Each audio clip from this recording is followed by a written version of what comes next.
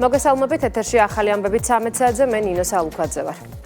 საპატრიარქოში ამ წუთებში წმინდა სინოდის სხდომა მიმდინარეობს. უმაღლესი სასულიერო პირები დღეს პატრიარქობის 3 კანდიდატს დაასახელებენ. დღესვე გაირკვევა გაფართოებული კრების თარიღიც, რომელიც სამების საკათედრო ტაძარში გაიმართება.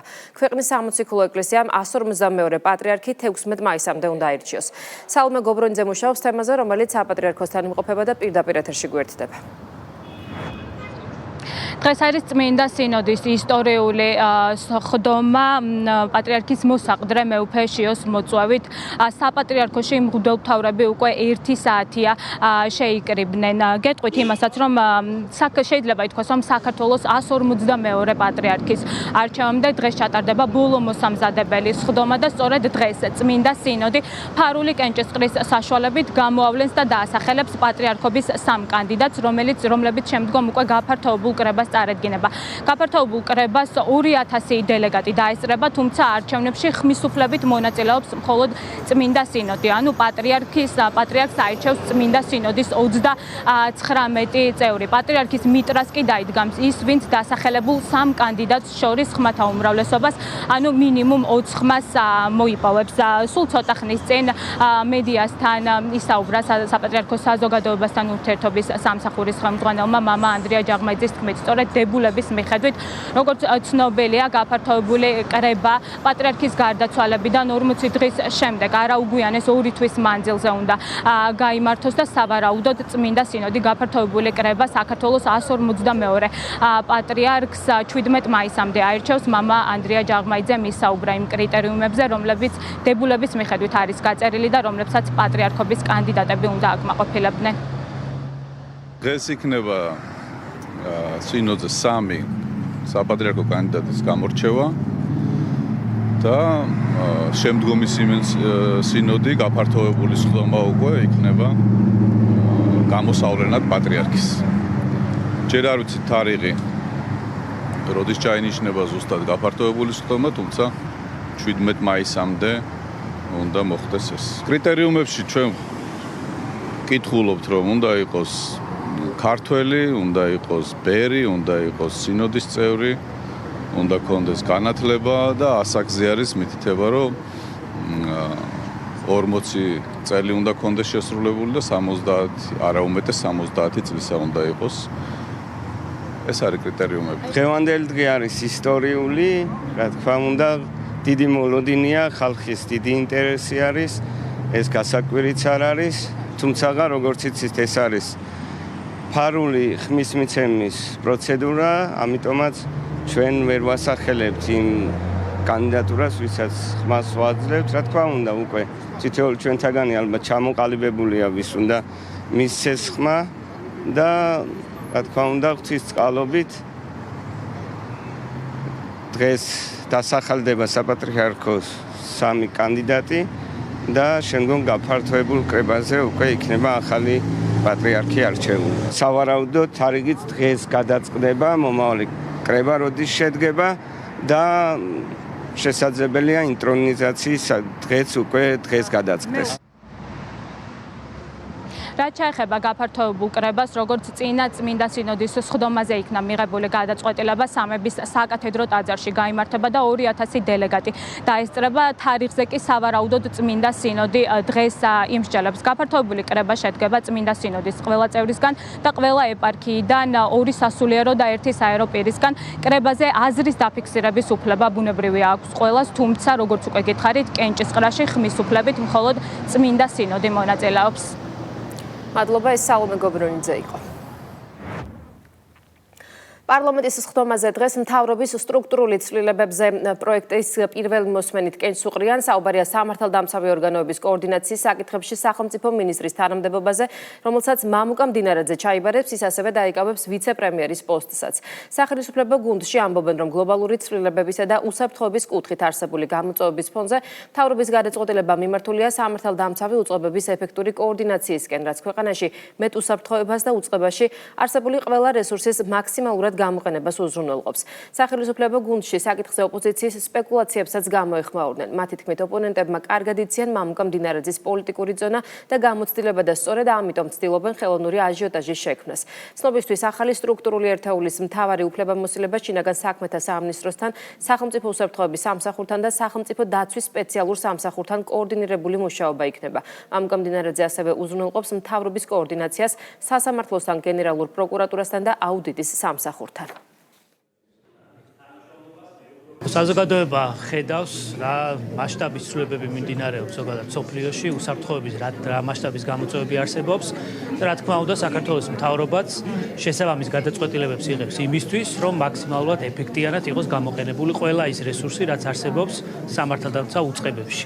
მაქსიმალური კოორდინაციით, თანამშრომლობით, ურთიერთგაგებით მოხდეს თითოეული ამ უზარმაზარი მასშტაბის გამოწვევებთან გამკლავება. სწორედ ამას ემსახურება ეს ცვლილებებიც, რომ კიდევ ერთხელ უფრო მეტი კოორდინაციით, უფრო მეტი თანამშრომლობით დავიცვათ ის მონაპოვარი, რითიც ვამაყობთ და რითიც ამაყობს თითოეული მოქალაქე, რომ ამ ცეცხლის ალის ფონზე საქართველოში არის მშვიდობა და სტაბილურობა. სამინისტრო აბსოლუტურად თვისობრივად სხვა სტრუქტურული ერთეულია, რომელსაც ყავს თავისი აპარატი, თავისი ადმინისტრაციული სამსახურები, დეპარტამენტები და ასე შემდეგ.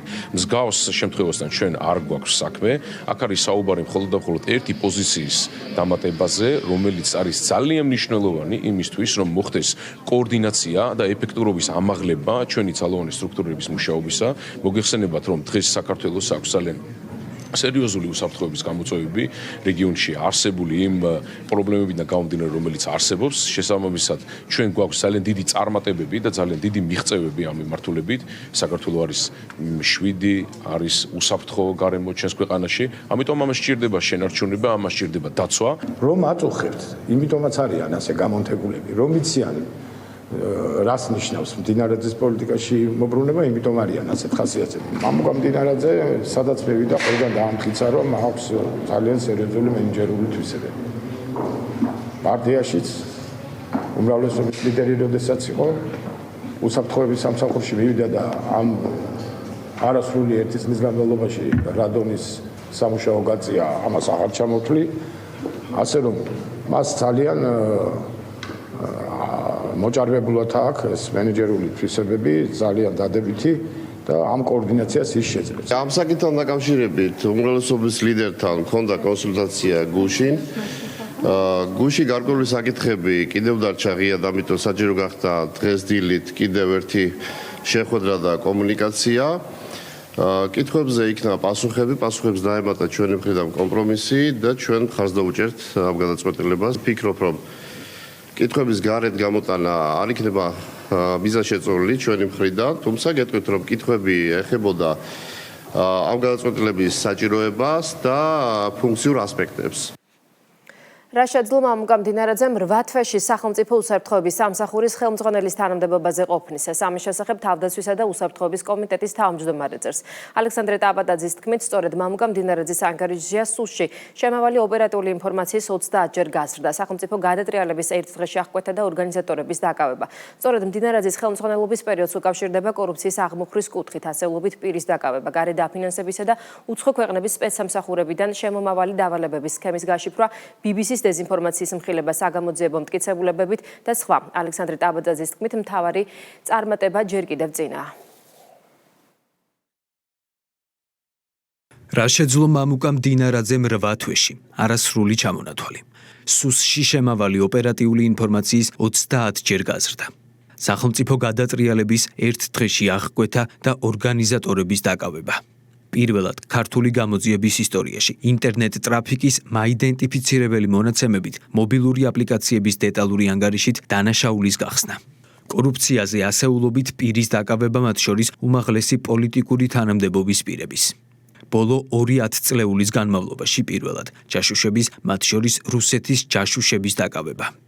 გარე დაფინანსებისა და უცხო ქვეყნების სპეცსამსახურებიდან შემომავალი დავალებების სქემების გაშიფრვა. BBC-ის დეზინფორმაციის მხილება საგამოძიებო მტკიცებულებებით. სუსის ბიუჯეტის გაორმაგება, მატერიალურ-ტექნიკური აღჭურვილობის, სპეციალური საშუალებების და ავტოპარკის სრული განახლება. სამსახურის თანამშრომლების ხელფასების 35%-მდე ზრდა. სუსის დამსახურებული მრავალშვილიანი და უბინაო 70 თანამშრომლისთვის ახალი საცხოვრებელი ბინების გადაცემა. სახელმწიფო უსაფრთხოების აკადემიის შექმნა. 500-ზე მეტი ახალი თანამშრომლის მიღება. რამდენიმე ქვეყნის სპეცსამსახურების, მათ შორის აშშ-ის პირველ პირებთან შეხვედრა და ურთიერთობის დალაგება. ცრუ შეტყობინებების, ასაფეთქებელი და რადიოაქტიული ნივთიერებების ქვეყანაში შემოტანის და მსგავსი კატეგორიის ათობით დანაშაულის გახსნა. პირველად საქართველოს დაზვერვის ისტორიაში, დაზვერვის სტრატეგიის შემუშავება კონკრეტული მიმართულებების მიხედვით. ტერორისტული ორგანიზაციის წევრი და ტერორისტულ ორგანიზაციებთან კავშირზე მყოფი პირების დაკავება. ოკუპირებულ ტერიტორიებზე დაკავებული 45 უკანონო პატიმრის გათავისუფლება. გენერლობა. ნაცები გუშინდელ დღემდე აქედან მხოლოდ გენერლობას იმჩნევდნენ. გუშინ კი უმეცრების რეკორდი მოხსნეს. უწყებისა და ახალი კიდევ უფრო საპასუხისმგებლო თანამდებობრივი სტატუსის ვერ გარჩევით. მოკლედ, არ გამოვა ძირითადი და ფაქტობრივი თემებიდან ყურადღების გადატანა. მთავარი წარმატებები წინაა. სახელმწიფო უსაფრთხოების სამსახურის უფროსად გეკა გელაძის კანდიდატურა პარლამენტის ბიუროს დღეს წარადგინება. დღესვე თავდაცვისა და უსაფრთხოების კომიტეტის სხდომაზე გელაძის მოსმენა იგეგმება. სუსის მომავალი ხელმძღვანელი, რომელიც შინაგან საქმეთა მინისტრის პოსტს 11 თვის განმავლობაში იკავებდა, კანონმდებლებს სამომავლო გეგმასა და პრიორიტეტებს გააცნობს. რის შემდეგაც საკითხი კენჭისყრისთვის პარლამენტის პლენარულ სხდომაზე გავა. საკანონმდებლო ორგანო სახელმწიფო უსაფრთხოების სამსახურის ხელმძღვანელს 6 წლის ვადით აირჩევს. თითოეული ნაბიჯი, თითოეული გადაწყვეტილება, რაც ემსახურება როგორც სტრუქტურულ ცვლილებებს, ასევე კონკრეტული ადამიანების ახალ თანამდებობებზე დანიშნვას, კონკრეტული ადამიანების შერჩევას კონკრეტულ თანამდებობებს, სწორედ ამას ემსახურება, რომ ადამიანებმა, რომლებმაც საკუთარი საქმიანობით არაერთხელ დაამტკიცეს უკვე, რომ ნამდვილად ისინი იმსახურებენ აი ამ დიდ ნდობას, მოსახლეობიდან, პარლამენტიდან ასე შემდგომ, რომ ასეთ რთულ ვითარებაში ჩაუდგნენ სათავეში ეს მნიშვნელოვან უწყებებს იქნება შინაგან საქმეთა სამინისტროს სახელმწიფო უსაფრთხოების სამსახური თუ ახალი სამინისტრო მამუკა მდინარაძის ხელმძღვანელობით, სწორედ რა თქმა უნდა ამას ემსახურება, რომ ქვეყანამ შეინარჩუნოს და კიდევ უფრო განავითაროს ის მონაპოვარი, რასაც ქვია მშვიდობა და ნორმალური სტაბილური განვითარება ჩვენს ქვეყანაში. ასეთ მოკლე დროში, ასეთი მასშტაბის ბრძოლა დაეწყოს ვინმეს, თუნდაც ნარკოტიკების უკანონო ბრუნვის წინააღმდეგ, მთელი საქართველოს დამოუკიდებლობის მანძილზე არ მოხდა. ასევე ძალიან მასშტაბური ბრძოლა წამოიწყო ორგანიზებული დანაშაულის წინააღმდეგ. თქვენ იცით, რომ ქურდული სამყაროს სპარპაში არ დაუშვა საქართველოში, რომლებიც ცდილობენ უცხოეთიდან თუნდაც მართონ აქ ეს პროცესები. და როდესაც ადამიანს ასეთი უნარები გააჩნია და პლუს აქვს საკმაოდ სერიოზული გამოცდილება ოპერატიული მუშაობისა, რა თქმა უნდა, ჩვენ ველით ასეთი ადამიანისგან ვის იქნება წარმატებული სახელმწიფო უსაფრთხოების სამსახურში. ძალიან გამოცდილი, ძალიან კვალიფიციური, მაღალი რანგის პროფესიონალი, რომელიც ძალიან კარგად ერკვევა სახელმწიფო უსაფრთხოების კუთხით არსებულ გამოწვევებთან მიმართებით, ასევე უნდა ითქვას, რომ ის მუშაობდა მოადგილის პოზიციაზე წარსულში, ამიტომ მისთვის ძალიან კარგად ნაცნობი სამსახურია. რეალურად უნდა ითქვას, რომ ამ მიმართულებით ძალოვანი სტრუქტურის ხაზი საქართველოს მთავრობაში არის რეალურად გაძლიერებული, რომელიც ქმნის მყარ საფუძველს იმ და მყარ განცდას საზოგადოებაში იმისა, რომ ჩვენი ქვეყანა იქნება დაცული კიდევ უფრო მეტად, ჩვენს ქვეყანაში წესრიგი იქნება დაცული კიდევ უფრო მეტად და ჩვენი ქვეყანა იქნება კიდევ უფრო მეტად წარმატებული. უკრაინული სცენარის გამეორების სურვილი საქართველოში ხელისუფლების შეცვლის მცდელობები, თავდაცმა ქვეყნის სუვერენიტეტზე და ბიძინა ივანიშვილის დისკრედიტაციის მცდელობები. პარლამენტის პლენარული სესია პოლიტიკური განცხადებებით გაიხსნა.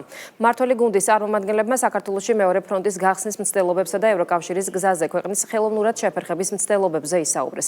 აღნიშნული პროცესების უკან კი მათი თქმით არაფორმალური ოლიგარქიული ძალების მართული ევროკავშირის ელჩი და ადგილობრივი რადიკალები არიან. ქართული ოცნების წარმომადგენლებმა იმ დეზინფორმაციულ კამპანიაზეც ისაუბრეს, რაც ბიძინა ივანიშვილის როგორც ქველმოქმედის დისკრედიტაციას ისახავს მიზნად, თუმცა განმარტავენ, რომ მოსახლეობის აბსოლუტური უმრავლესობა რეალობას იზიარებს, იაზრებს და ცრუ ინფორმაციებით მანიპულაციებს აზრი არ აქვს. საქართველომ უარი თქვა მეორე ფრონტის გახსნაზე და ამავდროულად მტკიცედ დაიცვა საკუთარი სუვერენიტეტი. რამაც განაპირობა ის, რომ ურთულესი გეოპოლიტიკური ვითარების ფონზე, ურთულეს რეგიონში არა მხოლოდ მშვიდობის შენარჩუნება შევძელით, არამედ ქვეყანა შეუქცევადი განვითარების გზაზე დავაყენეთ. სწორედ ამიტომ არაფორმალური ოლიგარქიული გავლენებით მოქმედი ძალების მხრიდან არათუ უსამართლო და აბსურდულ კრიტიკას ვისმენთ საქართველოსთან მიმართებაში, არამედ ამ ძალების მიერ პროვოცირებული გადატრიალების რამდენიმე მცდელობა ავარიდეთ სახელმწიფოს თავიდან. საქართველოს წინააღმდეგ მუქარის და შანტაჟის იარაღად იყენებენ, გახლავთ საქართველოს არჩევანი, გახდეს ევროკავშირის წევრი. ერთშიც კი იმ განცხადებაზე, რომ არაფერი ვთქვათ, რომელიც 2024 წლის საპარლამენტო არჩევნების წინ საზოგადოებას ქართული ოცნების წინააღმდეგ ხმის მიცემისკენ მოუწოდებდა, ამავდროულად ისიც რომ არ ვახსენოთ, რომ ის საქართველოს ხელისუფლებას აბრალებდა ევროინტეგრაციის პროცესის შეჩერებას, მაშინ როდესაც კარგად იცოდა და ეს თავად მისი სკანდალური წერილითაც დადასტურდა, რომ საქართველოს ევროინტეგრაციის პროცესი თავად ევრობიუროკრატებმა შეაჩერეს. მისი ბოლონდროინდელი განცხადებების კმარა იმის მისახვედრად, რომ ამ ადამიანის ქმედებებისა და განცხადებების უკან Deep State-ის ხელწერა ჩანს. მიზანი კი ჩვენი ქვეყნისა და სუვერენიტეტის წინააღმდეგ შეტევის ახალი ტალღის დაწყება. ამის კიდევ ერთი ნათელი მაგალითია ის, რომ პაველო ჰერჩინსკის მიერ საქართველოს ბნელ წარსულში დაბრუნებაზე გაკეთებული განცხადებიდან რამდენიმე დღეში ადგილობრივმა პროპაგანდისტულმა საშუალებებმა ბიძინა ივანიშვილის დისკრედიტაციის მორიგი აბსურდული კამპანია წამოიწყეს. საქართველოს ისტორიაში ყველაზე დიდ ქველმოქმედს სწორედ ქველმოქმედების კუთხით ცდილობენ ჭრილი მიაყენონ, რაც დამერწმუნეთ ამ ქვეყნის ნებისმიერი საღად მოაზროვნე მოქალაქისთვის ღიმილის მომგვრელია. ყოველთვის, როდესაც ოპოზიცია მორიგ პოლიტიკურ კრიზისს განიცდის, მათი პარტიული ტელევიზიების ფოკუსი ბიძინა ივანიშვილის და მისი ქველმოქმედებისკენ არის მიმართული და ამით უშედეგოდ ცდილობენ ისრები რადიკალების კრახიდან თანამედროვეობის ყველაზე მასშტაბურ პოლიტიკურ ფიგურაზე გადაიტანონ. რადგან მხოლოდ ასე თუ გადაფარავენ იმ განულებულ ოპოზიციურ რეიტინგებს, შიდა დაპირისპირებებს, ბელად საჯანყებულ გიენებს და საკუთარი ქვეყნის მტრობას. ფაქტები ჯიუტი და ამ შემთხვევაში ძალზედ მშვენიერია. სამების ტაძარი, ოპერისა და ბალეტის თეატრი, რუსთაველის თეატრი, მარჯანიშვილის თეატრი, გრიბოედოვის თეატრი, თავისუფალი თეატრი, მოზარდ მაყურებელთა, თუმანიშვილის, მარიონეტების, მუსიკის და დრამის თეატრი, ფილარმონია, ჯანსუღ კახიძის მუსიკალური ცენტრი, კონსერვატორია, სამხატვრო აკადემია, პირველი კლასიკური გიმნაზია, ივანე ჯავახიშვილის პირველი კორპუსი. აღდგენილი და რესტავრირებული 540 ტაძარი და ძეგლი, მათ შორის კაცხის მონასტერი, ვარძია, სვეტიცხოველი, გერგეთის სამება, უფლის ციხე და სხვა. ასობით აშენებული და გარემონტებული სკოლები, ტექნოლოგიური უნივერსიტეტი, დელფინარიუმი, დაფინანსებული ანსამბლები, ფიზიკურად განადგურების პირას მყოფი მსახიობების და ხელოვნების მუშაკების მიმართ გაწეული ქველმოქმედება. ეს ყველაფერი ფონდი ქართულს ქველმოქმედების ნაწილია, ათასობით გადარჩენილი სიცოცხლე და დაფინანსებული განათლება მისი ქველმოქმედების შედეგია და ეს მხოლოდ მცირე ჩამონათვალია. ამ ჩამონათვალის მიღმა ვფიქრობ, რომ მისი ყველაზე დიდი ქველმოქმედება ქართულ პოლიტიკაში შემოსვლა და იმ ბოროტების დამარცხება იყო, რომელიც გვეგონა, რომ 2012 წელს მოვიშორეთ თავიდან, მაგრამ მას მერე არაერთხელ ამოყო თავი. 2022 წელს კი სულ სხვა მასშტაბის საფრთხედ მოგვევლინა. და რომ არა ბიძინა ივანიშვილი, რომელმაც საკუთარი თავი და მისთვის ყველაზე ძვირფასი საკუთარი ოჯახის უსაფრთხოება გვერდით გადადო, ჩვენთვის უკრაინის სცენარი კოშმარული რეალობა იქნებოდა. ერთი ჭკვიანი კაცი არ გამოჩნდა ოპოზიციაში, რომ უთხრას, ნუ ურტყამთ კედელს თავს, არაფერი გამოგივათ.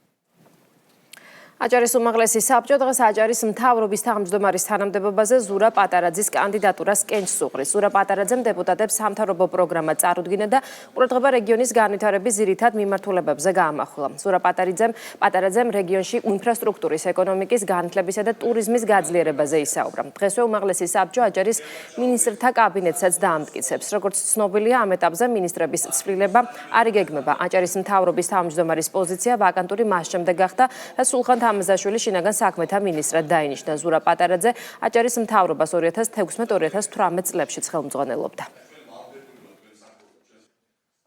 ჩვენი ერთ-ერთი უმთავრესი პრიორიტეტი და მიმართულებები არის ეკონომიკური ზრდა, ინვესტიციების მოზიდვა, ხარისხიანი განათლება, ჯანდაცვა, ინფრასტრუქტურის განვითარება, ბიზნესის ხელშეწყობა, რაც ქმნის მყარ საფუძველს რეგიონის სტაბილურობისათვის.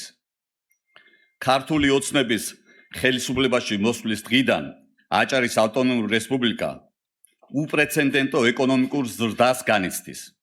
ბოლო წლებში სტაბილურობისა და უწყვეტი მშვიდობის პირობებში სწორედ დაგეგმილმა და განხორციელებულმა ეკონომიკურმა პოლიტიკამ რეგიონს სწრაფი ეკონომიკური განვითარება მოუტანა, რასაც მარტივად მოწმობს აჭარაში შექმნილი მთლიანი შიდა პროდუქტის მაჩვენებლის ანალიზი.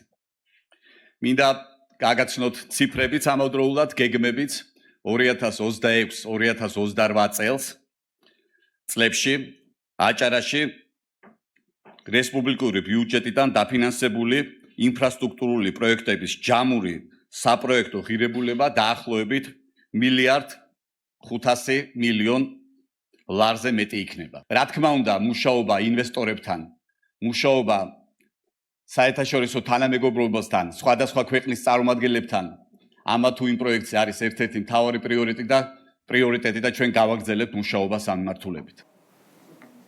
ქართული მხარე გერმანიის საგარეო საქმეთა სამინისტროს ოფიციალურ ვებგვერდზე საქართველოსთან დაკავშირებით ინფორმაციის განახლებას ამ დრომდე ელოდება. საქართველოს საგარეო უწყებამ გერმანიის საგარეო საქმეთა ფედერალურ სამინისტროს კიდევ ერთხელ მიმართა თხოვნით ოფიციალურ გვერდზე საქართველოს ხელისუფლების წარმომადგენლების შესახებ ინფორმაცია 2004 წელს ჩატარებული საპარლამენტო და საპრეზიდენტო არჩევნების შედეგად განხორციელებული ცვლილებების შესაბამისად განახლდეს. ოფიციალური ბერლინის მიერ რამდენიმე კვირის წინ გაკეთებული განმარტება თითქოს მონაცემები ტექნიკური ხარვეზების გამო ვერ ახლდება, მართველი გუნდისთვის არასერიოზულია, მით უფრო იმ ფონზე, რომ საიტზე სხვა ქვეყნის მონაცემები ჩვეულ რეჟიმში იცვლება. ქართულმა მხარემ გააკეთა პრინციპში ყველაფერი, რაც ჩვენს ხელში იყო და მომავალშიც გავაგრძელებთ, რომ დავიცვათ ჩვენი ინტერესები, იქნება ეს შეხვედრებზე ამ ინფორმაციის გაზიარება, ნოტების გადაცემა, სხვა ტიპის დიპლომატიური არხებით ამ ინფორმაციის მიწოდება და მცდელობა, რომ გამოსწორდეს ეს ინფორმაცია, მაგრამ ამავე დროს ყველაფერი ნათელია მე მგონი გერმანული მხარის მხრიდან, მათ თავიანთი არჩევანი გააკეთეს და საზოგადოებისთვის ეს დუმილი რაც არის, რომ ვერ ხსნიან რაშია საქმე, ეს დუმილი ყველაფრის მთქმელია. მათი არჩევანი, როგორც ჩანს, არის რადიკალიზაციის წახალისება, პოლარიზაციის წახალისება ჩვენს ქვეყანაში, ნაცვლად იმისა, რომ დამდგარიყვნენ ქართველი ხალხის არჩევანის მხარეს და პატივი ეცათ ქართველი ხალხისთვის. სასაცილოა ეს ყველაფერი, ღიმილის მომგვრელია, სიმართლეს და რეალობას, რაც მალე გაუსწორებენ თვალს ევროპაში და ევროკავშირში, მით უკეთესი იქნება ჩვენ შორის არსებული ურთიერთობა ქართულსა და ევროკავშირს შორის და ზოგადად ქართველი ხალხის ნებასურვილს და გადაწყვეტილებებს პატივისცემა ჭირდება და ეს არის პირველ რიგში საჭირო დავინახოთ ჩვენი გერმანელი პარტნიორებისგან. სააკაშვილ-ბოკერია გვარამიას ალიანსში განხეთქილება გრძელდება. მიხეილ სააკაშვილს ამჯერად ნიკა მელია დაუპირისპირდა. უზნეო კამპანია და ცილისწამებას ეხმაურება მელია ნაცმოძრაობის ყოფილი წევრების მიმართ მიხეილ სააკაშვილის კრიტიკას. ნაცმოძრაობის ყოფილი თავმჯდომარე მიხეილ სააკაშვილის Facebook პოსტებს პირად თავდასხმად მიიჩნევს და სააკაშვილს ცილისწამებაში ადანაშაულებს. თუმცა ნაციონალურ მოძრაობაში არ მელავენ, რომ მათთვის ალიანსის სხვა წევრების აზრი მნიშვნელოვანი არ არის. ისინი პარტნიორებს კიდევ ერთხელ ღიად ეუბნებიან, რომ მიხეილ სააკაშვილს ცენზურას ვერ დაუწესებენ. სააკაშვილსა და მის პოლიტიკურ გუნდს კი ალიანსის სხვა წევრები კვლავ ულტიმატუმს უყენებენ. გიგა ბოკერიას მტკიცებით, სააკაშვილის და მისი პარტიის წევრებს მოუწევთ ალიანსის წესებით იმოქმედონ, წინააღმდეგ შემთხვევაში იზოლაციაში დარჩებიან. შეძლებს თუ არა ალიანსი მწვავე დაპირისპირების ფონზე ერთობას. ალიანსში არსებულ პრობლემებს ვერც გაერთიანების სხვა წევრები მალავენ. ნიკა გვარამია აცხადებს, რომ ახლა ერთადერთი მიზანი ალიანსის შენარჩუნებაა. გაერთიანებაში არსებული განხეთქილება სახელმწიფო გუნდისთვის რადიკალების სახეს კიდევ ერთხელ წარმოაჩენს. მართულ გუნდში ამბობენ, რომ კოლექტიურ ნაცმოძრაობას საქართველოში პოლიტიკური მომავალი არ გააჩნია.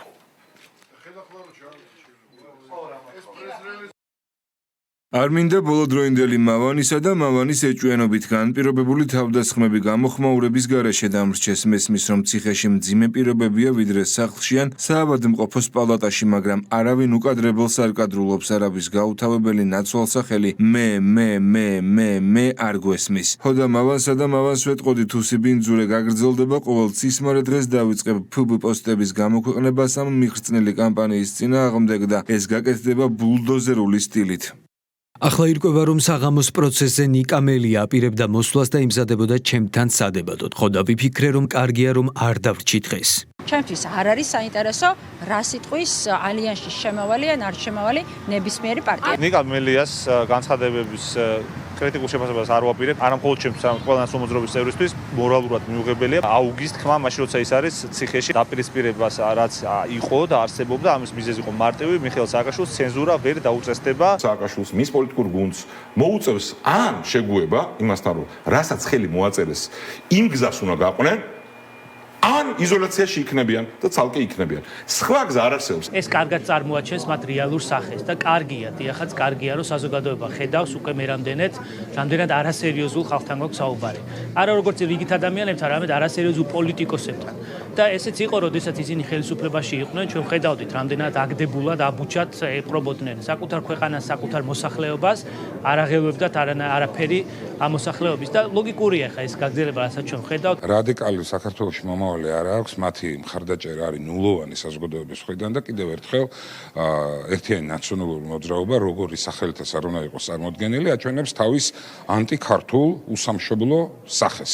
ერთმანეთში დაპირისპირება, ხან გაერთიანდებიან, ხან ფანჩატურს მოძებნიან და მერე იქიდან დაშორდებიან ერთმანეთს, ისინი დავალებებს უცხოეთიდან იღებენ, მათ არ გააჩნიათ ქართველი ხალხის გულისცემაზე წვდომა. ეს არის რეალურად თავისი იდეით, თავისი ამოცანებით და მიზნებით ერთი პოლიტიკური ძალა, რომელსაც ყავს ერთი პოლიტიკური ლიდერი, ეს არის სააკაშვილი. ახლა ესენი იჩხუბებიან, შერიგდებიან, გაიყრებიან, შეიყრებიან, ეს საზოგადოებისთვის აღარ არის საინტერესო და რატომ არ არის საინტერესო?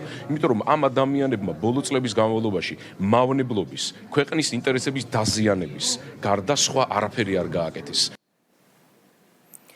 შინაგან საქმეთა მინისტრი მოადგილესთან ერთად პოლიციის დეპარტამენტების დირექტორებს შეხვდა. სულხან თამაზაშვილმა თანამშრომლებთან უწყების პრიორიტეტული მიმართულებები განიხილა. ასევე ყურადღება გამახვილდა ქვეყნის მასშტაბით სხვადასხვა კატეგორიის დანაშაულთან ბრძოლასა და საპოლიციო პრევენციულ ღონისძიებებთან დაკავშირებით. მინისტრი ასევე საპატრულო პოლიციის დეპარტამენტის დირექტორს და ამავე დეპარტამენტის ხელმძღვანელებს შეხვდა.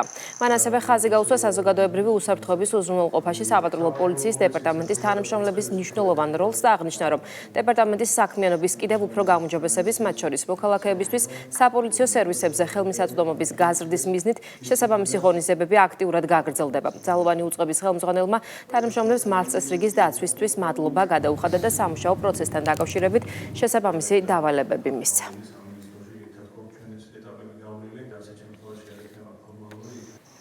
კახეთის პოლიციამ ყოფილი მეუღლის მიმართ განხორციელებული ძალადობის, ადევნებისა და ბინის მფლობელობის ხელშეკრულების დარღვევის ბრალდებით ერთი პირი დააგავა. გამოძიების ინფორმაციით ბრალდებულმა ახმეტის მუნიციპალიტეტში ყოფილი მეუღლის საცხოვრებელ სახლში უნებართოდ შეაღწია და არასრულწლოვანი შვილის თანდასწრებით მასზე ფიზიკურად იძალადა. ასევე ბრალდებული სისტემატიურად უთვალთვალებდა ქალს.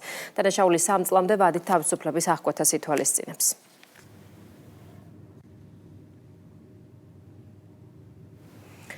თბილისი ინტელექტუალური საკუთრების საერთაშორისო კონფერენციას მასპინძლობს. ღონისძიებაში ევროპის 14 ქვეყნის წარმომადგენელი მონაწილეობს. კონფერენციის მთავარი თემაა თანამედროვე ეკონომიკაში დიზაინის როლი და მისი მნიშვნელობა. მონაწილეები განიხილავენ დიზაინის სამართლებრივ საკითხებს, საერთაშორისო რეგისტრაციის სისტემებს და იმ შესაძლებლობებს, რომლებიც დიზაინს ეკონომიკური განვითარების კუთხით გააჩნია.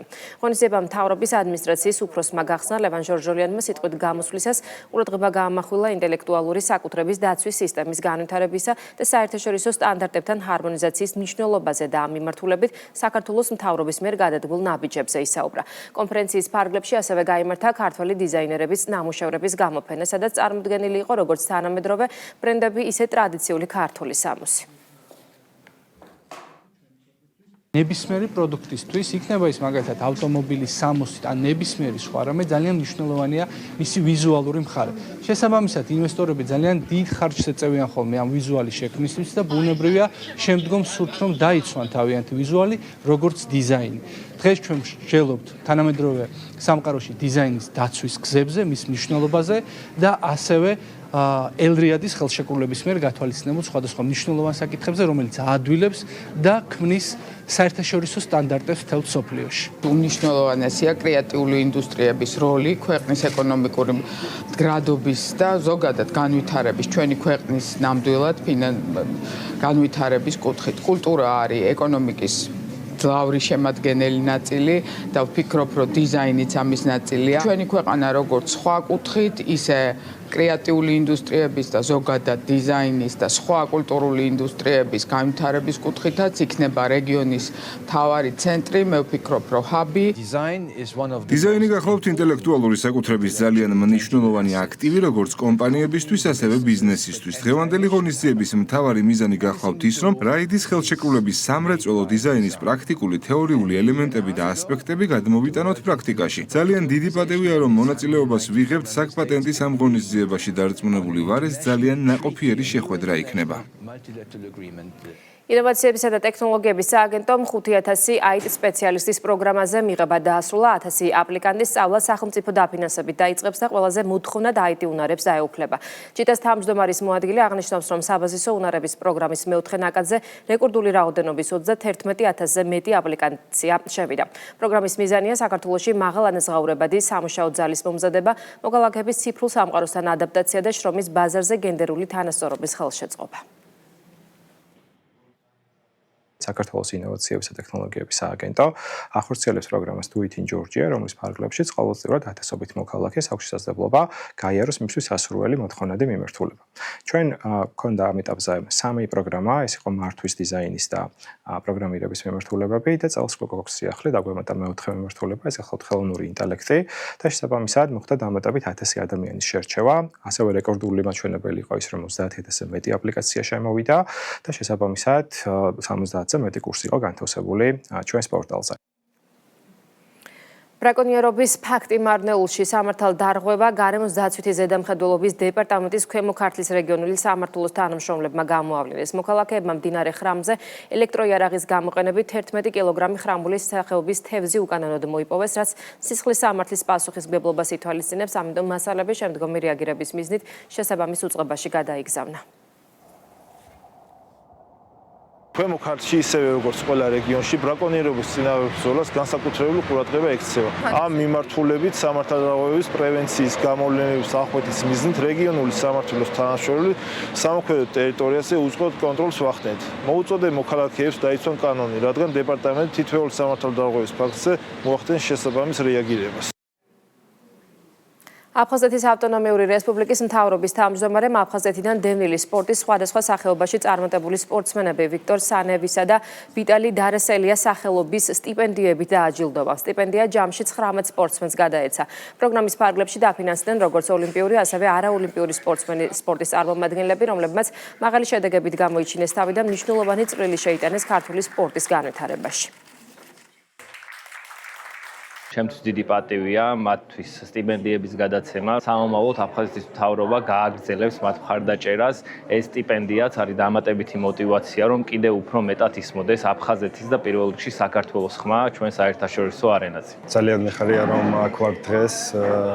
ჩემთვის ძალიან მნიშვნელოვანი არის, იმიტომ რომ ჩემი დედა და მამა სუხუმიდან არიან და ჩემთვის ეს დიდი პატივია. ძალიან გამიხარდა რომ არსებობს ესეთ სტიპენდია.